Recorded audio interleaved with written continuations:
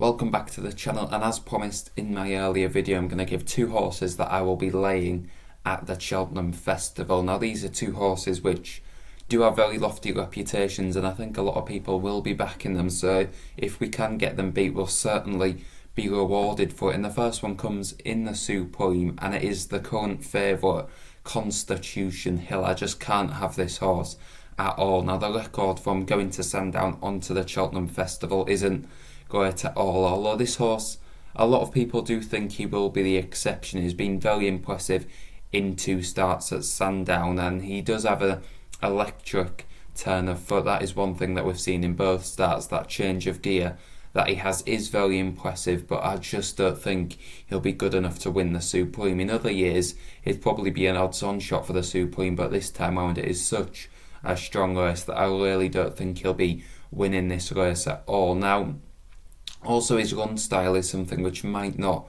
suit the Supreme. Normally you want a horse that's on the pace or close to the pace, and you sense this is a horse that'll be locked away in mid-division or maybe even further back, and you think horses like John Bon, Sir Gerhard, Dysart Dynamo getting first run on this horse, and if another horse like of that quality gets first run on Constitution Hill, I think he's going to need to be a very good horse to overturn him. Now he might be in time, he's completely unexposed and no one knows how good he is, so you could say it is a risk laying him, and it definitely is, because he could just go and blow the field apart and win by 4 or 5 lengths, but so could any of the other top horses in the betting. And I think Sir Gerhard is one that's going to be very hard to beat if he goes. I think Paul Townend will just get that inside royal like he always does, make all, and like he did in the Champion Bumper, he's going to quicken off that home bend and be very hard to pass. And also John Bon, I think the market's got this completely wrong. I don't see how John Bon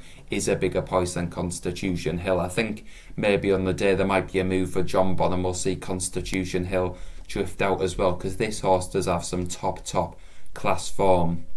You'll all know the £570,000 purchaser is definitely bred to be this good, and he'll be wanting connections, will be wanting him to win to repay some of that money, and this would get the ball rolling. He's a smashing type of horse, this one. He's been impressive over hurdles. His latest performance at Haydock, well, he went there to get experience, and he definitely got that. He's probably one of the only horses in the top of the betting that's been in a proper race. Constitution Hill hasn't needed to be asked seriously for an effort, neither has Dysart Dynamo. So Gerhard has somewhat been asked for an effort, but at Leopardstown, Paul Townend only had to give him one tap of the whip, and the rest was hands and heels for the win. So I think John Bon is streetwise, and I think he'll be beating Constitution Hill. So I think those real question marks depending on who turns up. I don't think Constitution Hill will be even finishing in the top 3 in this race. If you look at some of the horses at bigger prices as well, I think 3 Stripe Life, if he goes,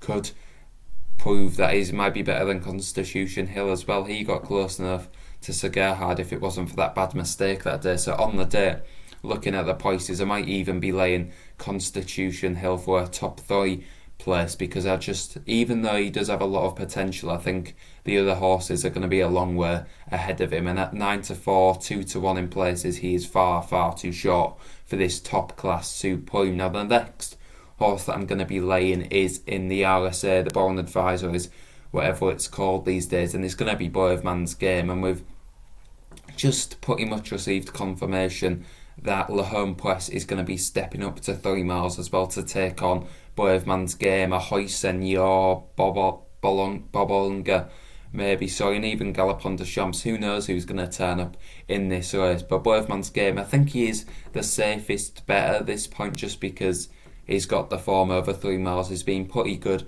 over fences. He's only made one mistake in about 4 or 5 starts, which is very impressive. But there's just a question mark for me about Cheltenham after last year, where Bobolunga went past him like he wasn't moving in the Ballymore, and I think there might just be question marks about, is this track one that suit him? I think he'd definitely be somewhere where Aintree would definitely suit this horse, and I'm surprised he's not actually going there, because Paul Nicholls has swerved Cheltenham like a swervy thing. He just doesn't want any horses there at all. You should see his entries over the 4 days. There's not many at all, and I think he's got more horses entered in the amateurs amateurs race than he does on the first day of the festival, which for Paul Nicholls probably isn't the best thing, and probably a problem with the game, because Paul Nicholls should be having them top class horses and he just doesn't seem to have them anymore, which is worrying. But I think Boy of Man's Game could be the one that takes him back to the heights of where he was in the past. But I just think that Le Home Press stepping up to 3 miles, Ahoy Senor is a horse I'm a massive fan on. I think he'll be winning the Gold Cup next year. I think that much of this horse. He's a top class horse, and he was very good at Wetherby the other day. He warmed up to the task very nicely, and that was the best round of jumping I've ever seen from him. And if he takes another step forward, then he's going to be some monster. The track is maybe a slight concern because it is a tough track to jump on, but this horse, mark my words, he's going to be a superstar staying chaser in his day. Over the next couple of years, once he gets going, he's going to be an absolute monster. So I think whether Cheltenham will be too soon for him, then it might be, but I think in the future he's a smashing type as well. And then we get to Galopin Des Champs, who if he turns up, he'll probably be odds on for this race. Another one that Boy of Man's Game has got to beat, and Galopin Des Champs has got equally good jumping of Boy of Man's Game. It's probably not as good. He has made a few mistakes the last day, but that was because he was just going so fast out in front, and it was over a slightly shorter trip as well, so that showed a little weakness in his armour. But for sure, this horse, if he steps up to 3 miles, we know he's going to stay the trip out very nicely, and his jumping's good, and I think he's just got that speed over Boy of Man's Game, which he might be able to get loose.